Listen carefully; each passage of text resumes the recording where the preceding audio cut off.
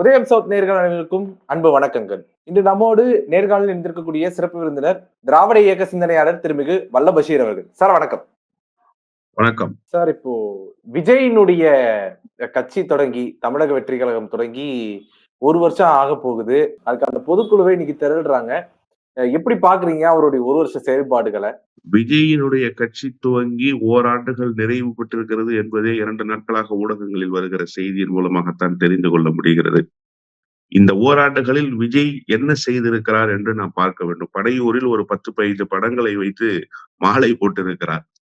பேய்மலை பெருவெள்ளம் வந்தபோது ஒரு 20 பேரை அழைத்து பனையூரில் நிற்க வைத்து உணவுப் பொட்டலங்களை கொடுத்து படங்கள் பிடித்து சமூக வலைதளத்தில் வெளியிட்டிருக்கிறார். ஒரு முறை ஆளுநரை சந்தித்திருக்கிறார். இதுதான் ஓராண்டு காலத்தில் ஒட்டுமொத்தமாக விஜய் செய்திருக்கிற அரசியல் பயணம். அது மட்டுமல்லாமல் ஒரு மாநாட்டை அறிவித்தார். ஒரு மாநாடு நடத்தி முடித்திருக்கிறார். அந்த மாநாடு தான் அந்த கட்சியினுடைய கொடிக்கான நிறம் என்ன என்பதை எல்லாம் விளக்கி சொல்கிற கூட்டம், கொள்கை என்ன என்று சொல்கிற கூட்டம்.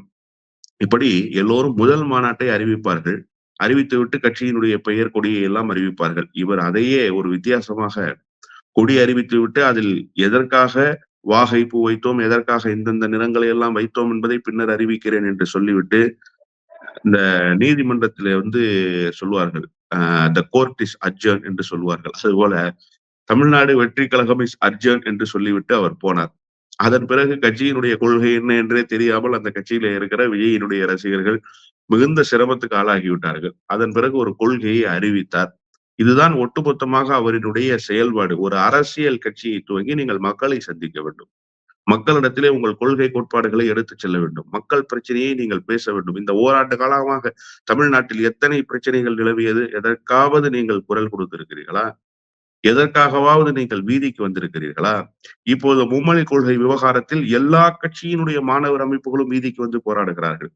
நேற்றைக்கு கூட எல்லா கட்சியின் சார்பிலும் பொதுவுடைமை இயக்கத்தின் சார்பில் எஸ்எஃப்ஐ தோழர்கள், விடுதலை சிறுத்தைகள் கட்சியின் சார்பில் அந்த கட்சியினுடைய மாணவர் மன்ற அமைப்பு, காங்கிரஸ் கட்சியின் சார்பில் மாணவர் காங்கிரஸ் தோழர்கள், திராவிட முன்னேற்ற கழகத்தின் மாணவர் அணி, இப்படி எல்லா மாணவர் அமைப்புகளும் வீதிக்கு வந்து போராடுகிற ஒரு சூழல் உருவாகி இருக்கிறது. உங்கள் கட்சியின் சார்பில் யாராவது ஒரு பிரதிநிதியாவது எந்த போராட்டத்திலாவது பங்கெடுத்திருக்கிறார்களா? யாராவது ஒருவர் எங்காவது பேசி இருக்கிறார்களா? அல்லது நீங்களாவது ஒரு கண்டன அறிக்கையாவது எங்காவது கொடுத்திருக்கிறீர்களா? எந்த இடத்திலும் நீங்கள் எந்த பிரச்சனையையும் நேரடியாகவே சந்திப்பது கிடையாது. பெரியார் தான் உங்கள் கொள்கை தலைவர் என்று நீங்கள் சொன்னீர்கள். அந்த பெரியார் குறித்து பேசக்கூடாத வார்த்தைகளை எல்லாம் பேசி அவதூறு பரப்புகிற வேலையை இங்கே ஒருவன் செய்து கொண்டிருந்தார். நீங்கள் அதற்காக ஒரு கண்டன குரலை எழுப்பினீர்களா? அதற்கு எதிராக ஒரு வார்த்தையாவது நீங்கள் பேசினீர்களா? வேலு நாச்சியார் உங்களுடைய வழிகாட்டி என்று நீங்கள் அடையாளப்படுத்தினீர்கள். வேலு நாச்சியார் எத்தகைய சமத்துவத்தை கையில் எடுத்தவர், இந்து முஸ்லிம் ஒற்றுமைக்காக எப்படிப்பட்ட செயல்பாடுகளை எல்லாம் செய்து காட்டியவர். அங்கே திருப்பரங்குன்றம் மலை விவகாரத்தில் இஸ்லாமியர்களை குற்றவாளி குண்டில் ஏற்றுவதற்காக எவ்வளவு பெரிய முயற்சிகளை இந்துத்துவ சக்திகள் செய்தன. ஒரு பிளவுபடுத்துகிற வேலையை அமைதி பூங்காவனமாக இருக்கிற தமிழ்நாட்டில் ஒரு பேராபத்தை உருவாக்குகிற வேலையை அல்லவா பாரதிய ஜனதா கட்சியினுடைய கும்பல் செய்தது. நீங்கள் பாதிக்கப்பட்டவர்கள் பக்கம் நின்றிருக்க வேண்டுமா இல்லையா? உரிமை மறுக்கப்படுகிற முஸ்லிம்களின் பக்கம் நீங்கள் நின்று பேசி இருக்க வேண்டுமா இல்லையா? அல்லது குறைந்தபட்சம் அந்த விவகாரத்தில் உங்களுடைய கருத்து என்ன என்பதையாவது நாட்டு மக்களுக்கு சொல்லி இருக்க வேண்டாமா? எந்த பிரச்சனையிலே நீங்கள் களத்தில் வந்து நின்றீர்கள்? ஓராண்டு இன்றைக்கு நிறைவு பெற்றிருக்கிறது. ஓராண்டில் உங்களுடைய பயணம் என்ன? நான் குறிப்பிட்டதை போல அவர் 10 படங்களுக்கு பனையூரில் வைத்து மாலை அணிவித்தார். பனையூரை தாண்டி இந்த ஓராண்டில் அவர் செய்த அரசியல் செயல்பாடு என்ன? எனவே விஜய்க்கு அரசியல் என்பது சுட்டு போட்டாலும் செய்ய முடியாத ஒரு காரியமாக இந்த ஓராண்டில் வெளிப்பட்டிருக்கிறது என்பதுதான் இந்த ஓராண்டு பயணத்தில் அவர் உணர்த்தி இருக்கக்கூடிய செய்தி. இப்போ களத்துக்கு வரல அப்படின்னு நீங்க ஒரு விமர்சனம் வைக்கிறீங்க.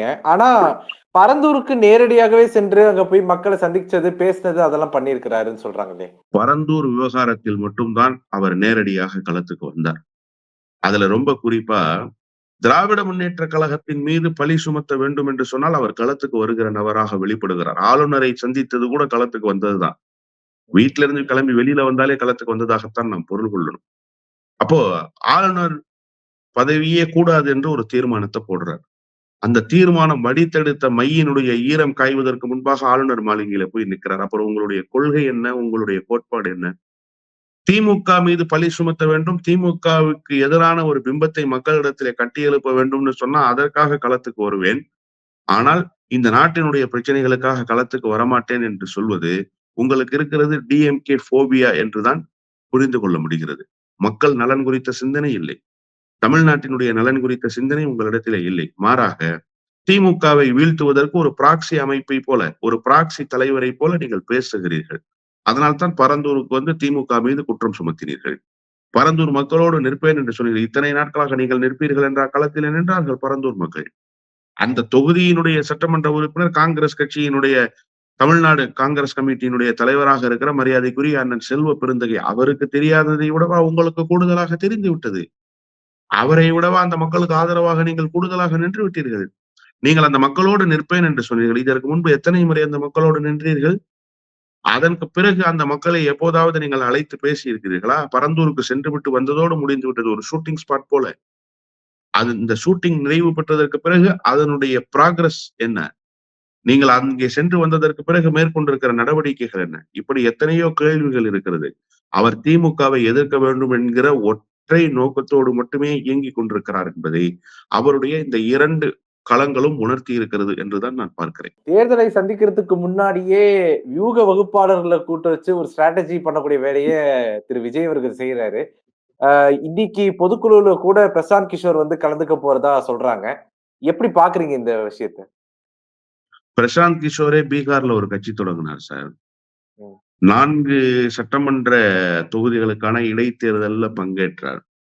விஜய்க்கு வியூகம் வகுத்து கொடுக்கிற பிரசாந்த் கிஷோரால் தன்னுடைய கட்சியை வெற்றி பெற வைப்பதற்கே வியூகம் வகுக்க முடியல. இன்னொன்று, நீங்க கிரவுண்ட் லெவல்ல பாலிடிக்ஸ் பண்றதுக்கு முதல்ல வரணும். மக்கள் மனங்களை உணரணும். கட்சியினுடைய அடிப்படை கட்டமைப்புகளை கட்டணும். அதுதான் ஒரு கட்சி நடத்துகிற தலைவருக்கு உண்டான செயல். நீங்க ஒரு விஷயம் முதல்ல நான் என்ன கேட்க விரும்புறேன் அப்படின்னு சொன்னா, திராவிட முன்னேற்ற கழகமும் கடந்த காலத்துல பிரசாந்த் கிஷோரை வச்சிருந்துச்சு. திராவிட முன்னேற்ற கழகத்தினுடைய கட்டமைப்பு எத்தகைய கட்டமைப்பு? அத நீங்க பார்க்கணும்ல. எத்தனை வட்டச் செயலாளர்கள், எத்தனை நகர செயலாளர்கள், எத்தனை பேரூர் செயலாளர், எத்தனை வார்டு செயலாளர், எத்தனை ஒன்றிய செயலாளர், எத்தனை மாநகரம், எத்தனை மாவட்டங்கள், இவ்வளவு இடங்களிலும் கட்டமைப்பை பலமாக வைத்திருக்கிற கட்சி. அந்த கட்சிக்கு பூத் ஏஜென்ட்டுக்கு சப்ஸ்டிடியூட் போட்டிருக்கிறாங்க.